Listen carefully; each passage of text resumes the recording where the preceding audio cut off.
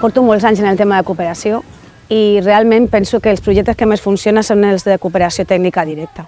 Són projectes que tenen a veure amb les diàspores o amb ciutadania d'altres orígens a Catalunya, des d'un principi de circularitat, és a dir, que tingui impactes tant en els països d'origen d'aquestes diàspores com en l'àmbit de la cohesió social a Catalunya. I quan enforteixes els vincles entre diferents municipis de diferents països, també estàs reduint la desigualtat.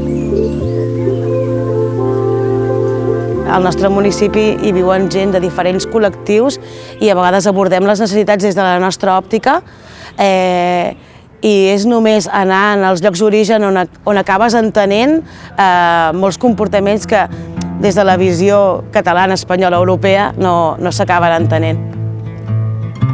Des dels feminismes crec que sempre han posat en valor el donar la paraula, donar la veu a les dones que sovint hem estat silenciades.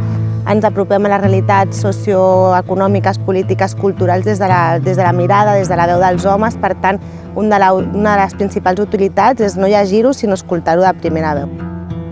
Qualsevol municipi que vulgui realment afrontar encara aquesta situació d'una manera responsable i d'una manera realment empàtica, acollidora, ho ha de fer d'aquesta manera, ha d'aprendre allà on sorgeix el problema o la situació.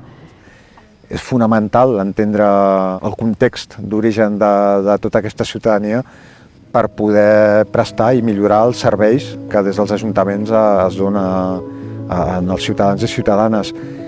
I en aquest àmbit jo crec que la cooperació té un rol fonamental. I te n'adones el moment en què tornes a la teva ciutat i agafes el protocol d'una altra manera i te fixes en altres coses, perquè és evident, tens una altra experiència.